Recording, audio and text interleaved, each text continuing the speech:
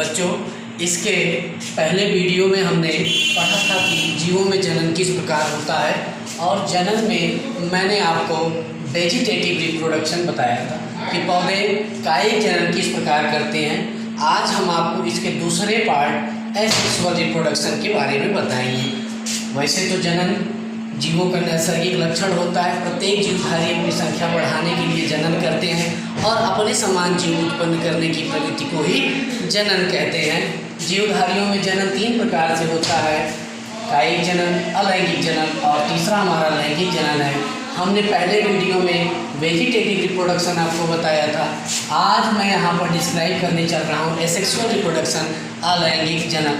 अलैंगिक जनन मुख्य रूप से पौधों में नीले हरे शैवाल, बैक्टीरिया, निम्न वर्ग के पौधे, कुछ उच्च वर्ग के पौधे और निम्न वर्ग के जंतुओं में पाया जाता है। उच्च वर्ग के जंतुओं में केवल लैंगिक जनन ही होता है। आगे हम लोग बात करेंगे। देखिए, वैसे तो एसेक्सुअली रिप्रोडक्शन की बात करें तो हम बहुत सारे एसेक्सुअली रिप्रोडक्शन में जाएंगे, बट हम कुछ मेन फीचर्स को पढ़ेंगे। जैसे कि देखिए, पहला हमारा पार्ट होगा अलैंगिक जनन। 1 मिनट में आपका समय लूँगा। अगर मेरा वीडियो अच्छा लगे तो लाइक सब्सक्राइब करें और वीडियो को अच्छे से समझने के लिए अंत तक ज़रूर देखें। जब आप अंत तक देखेंगे तो आपको चीज़ें क्लियर समझ में आएंगी। थोड़ा सा यहाँ पर ध्यान देना है कि अलैंगिक जनन है क्या।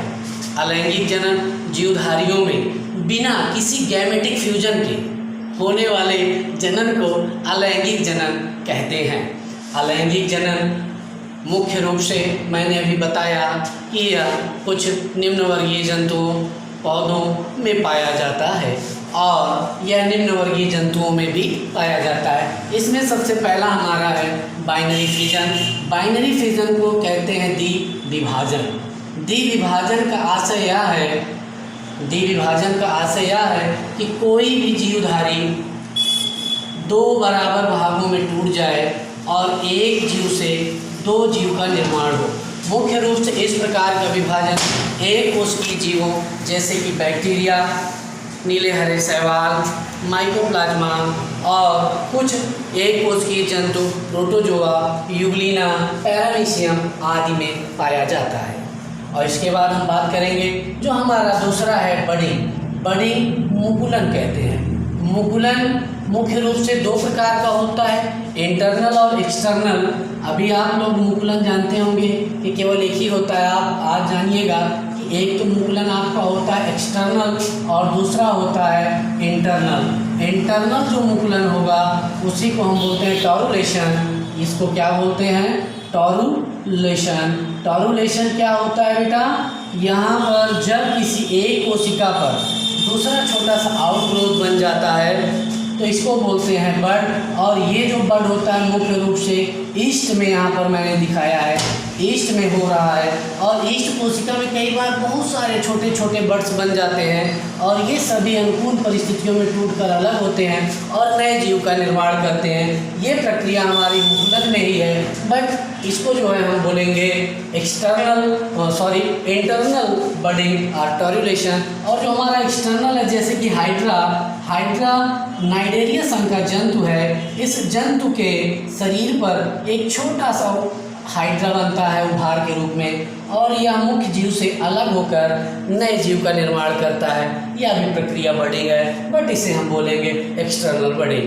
हमारा जो अब तीसरा पार्ट है इसका, जिसको कि स्पोरुलेशन, बीजाणु जनन कहते हैं।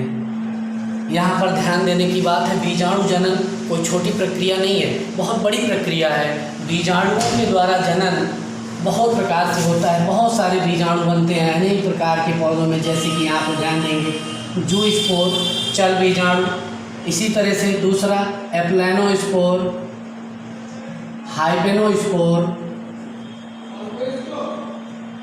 हाइपेनोस्पोर को सुप्त बीजाणु कहते हैं। एकाइनिक इस टॉपिक से आप देखिएगा, ये यूपी बोर्ड क्लास 12 के लिए तो इसेंशियल है ही, साथ ही साथ इससे नीट से भी कुछ क्वेश्चंस हैं। और मैं अगले वीडियो में आपके इसके सेक्सुअल रिप्रोडक्शन के साथ नीट और कॉम्पिटिटिव एग्जाम में आने वाले क्वेश्चन के बारे में ज़रूर आपको बताऊंगा और आप थोड़ा सा आगे देखते रहिएगा। इकाइनिक के बाद हमारा जो अगला है एंडोस्पोर भी रेस्टिंग सुप्त बीजाणु होता है मुख्य रूप से बैक्टीरिया जीवाणुओं में बनता है।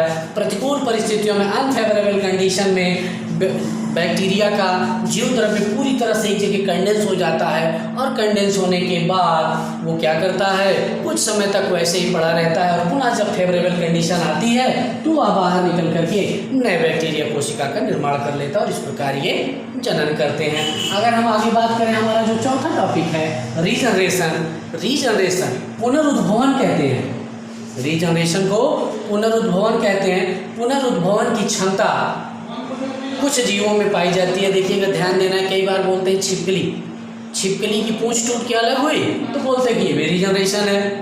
ऐसा नहीं है। रीजनरेशन मीन्स एक जंतु हमारा, जैसे कि मैं यहाँ पे देखिए प्लेनेरिया बता रहा हूँ, ये हमारा जो प्लेनेरिया है ये क्या होता है कि ये जब टूट करके 3 बराबर भागों में टूट गया और इसका प्रत्येक भाग एक इंडिविजुअल प्लेनेरिया का निर्माण कर ले, एक इंडिविजुअल प्रत्येक भाग। ऐसा नहीं कि ये अपना रीऑर्गेनाइजेशन कर लिया तो हो गया रीजनरेशन, ऐसा नहीं। प्लेनेरिया क्या करता है, टूट करके अलग होता है और इसके प्रत्येक भाग क्या करते हैं, अलग अलग प्लेनेरिया का निर्माण कर लेते हैं। इसे बोलते हैं रीजनरेशन। जबकि छिपकली की पूंछ का पुनः आना रीऑर्गेनाइजेशन है। ये हमारा अलैंगिक जनन की कुछ विधियाँ थी। इसी तरह से हम थोड़ा सा ध्यान देंगे। एक तो हम बता दें आपको पामेला स्टेज।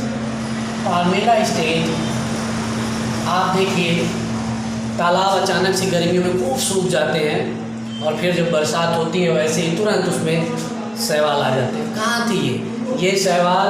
उनके शिष्ट जो है उसी मिट्टी में बहुत समय तक दबे रहते हैं। जो एल्गी हैं वो अपने चारों ओर क्या करते हैं, म्यूसिलेजिनस शीट बना लेते हैं, चिपचिपा आवरण बना लेते हैं, जिसे बोलते हैं पामेला अवस्था। इस अवस्था में ये बहुत समय तक पड़े रहते हैं और जब फेवरेबल कंडीशन आती है, इनको पानी ऑक्सीजन अवेलेबल होता है, तो ये सभी शिष्ट बाहर आते हैं, ग्रोथ करके नए प्लांट का निर्माण कर लेते हैं। ये हमारा अलैंगिक जनन था। इसको आप लोग डिटेल में पढ़िएगा। फिर मैं अगले वीडियो में आगे सेक्सुअल रिप्रोडक्शन बताऊंगा और इससे रिलेटेड क्वेश्चन दूंगा। धन्यवाद।